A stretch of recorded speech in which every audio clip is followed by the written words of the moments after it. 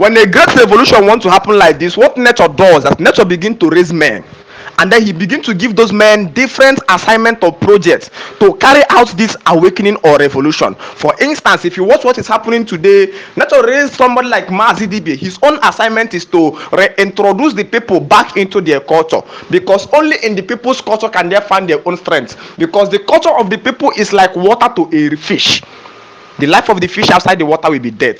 So people like Mazidibe will rise to start preaching in explicitly, explaining to people their culture and reintroducing them back into it. It's a powerful aspect or dimension. Then you can see somebody like Matthias Sezak, who was built to criticize or to demonize Christianity. His own message is to make the people view the message and hate the message. That is another dimension, because their nature will raise men in different categories. But for my own dimension, I was not raised to advocate the ministry of Chukwuokike Abiama. These are things that people created. It is culture, it is beautiful, but I came to raise men as God. So in my own aspect or in my own dimension, the first thing we abolishes here is any form of belief at all which preaches or which makes you to think that there are some forces higher than you. No, you are the highest force in existence. Why do I want to raise men as God?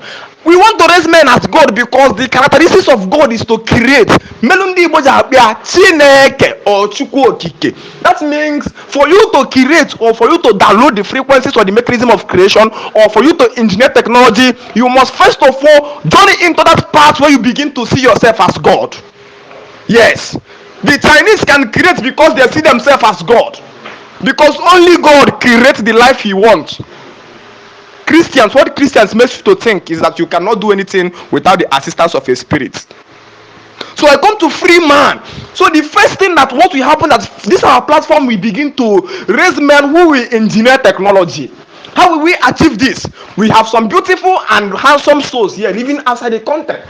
That place you are working, can you put your eye down there and see that this is how these people are producing this power bank? So that this school that we are building now at Nkano, when we finish building the school, you can come and start teaching people practicality how we can create something like a power bank. It can employ the whole youth in Oboka today. We keep, my own platform is men as God, and what makes men God is to create their world. Nature will raise men from different categories. Some people will preach culture. Some people will demonize Christianity. Some people will preach God. But in all this, we are still moving in the same angle. Revolution or awakening. For God so loved the world that he gave his only begotten Son, that whosoever believeth in him shall not die, but have everlasting life. Sir, which type of a man that love his children with conditions?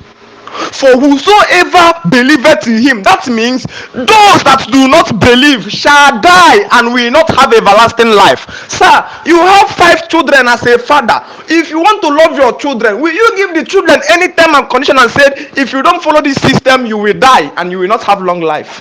As a father to your own children. So the God comes to teach you to love your neighbor unconditionally, but the God is giving you condition for him to love you.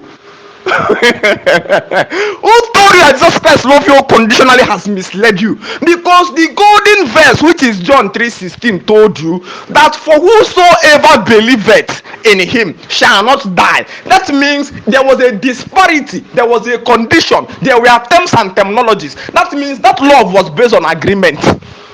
It was not love, it was a business contract that you must believe, which means that belief is you must accept my existence without fact for you to have everlasting life. For whosoever believeth in him. That means his own criteria or his own condition is that you must believe. That means you must live knowledge, you must live logic, you must live fact. You must accept my existence without verification or proof. Which father will love you like that? That he will demand you to uninstall your reasoning ability to accept his own existence.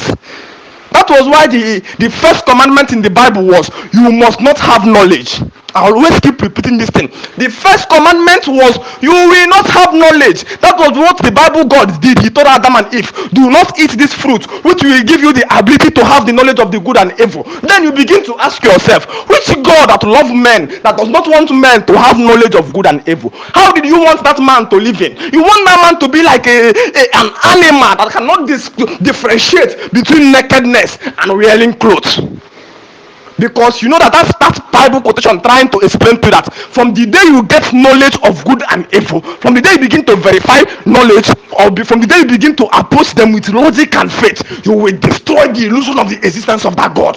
That God doesn't exist where knowledge exists. That God cannot exist where logic or fact exists. He can only exist when you accept his existence without verification. So when Adam and Eve went aside and ate that fruit, remember that I told that what came and ministers to Eve to eat that fruit is Ekwensu. Who is that Ekwensu? Ekwensu is your own father's deity. It is in your own culture that they will give you that wisdom to come, my brother. Eat that fruit. Eat that energy. Eat that fruit which will make you to begin to reason. So I am like Ekwensu now that came to you. Yes, sir, you must eat that fruit of reasoning so that you will approach them with logic, not emotions. So when God now realized that people have eaten this fruit, God now begin to lay curses on Adam and Eve. He says, all your life you will toil to eat food. You will eat from your sweat, and you will dig to eat, and you will feel pains in all you do. And he begin to curse the woman. He says, woman, you shall feel the pain of giving birth. You shall suffer in your parturition. Why? Because he obtained the knowledge to differentiate between good and evil. He did not kill anybody. This was the God that was telling that he came to love you unconditionally. Hey, what was the offense of Eve that God was telling Eve that you will not deliver a baby if you do not pass through pain? He obtained knowledge. Who is that God? That God is the Europeans, the Roman. They captured this thing to tell you, to instigate fear in you, that the day you obtain knowledge of good and evil, you will no longer progress in the realm of life. But I came to destroy that illusions this afternoon. That's why as you are in this group, if you are preaching this message, be forwarding it to people, because people can only transform by the level of knowledge available to them. So when our message begin to enter our WhatsApp platform, people begin to gravitate based on the excellency of the truth we preach. We have the logic. You can only approach us with faith, but if it comes to knowledge, I will destroy you, because I have a depth of understanding of what I'm preaching about. I wasn't told. I was cultured and rooted and cooked to transport this energy. That is the truth. For God so loved the world that the birth of Jesus Christ killed all children below 2 years. For God so loved the world that when Jesus Christ was born, King Herod says, kill all children below 2 years. That was the level of love he had for little kids. For God so loved the world. For God so loved the world that Elijah was offended, and Elijah says, let fire come down and devour all children, and it happened. For God so loved the world. You know, when we begin to contemplate the sincerity of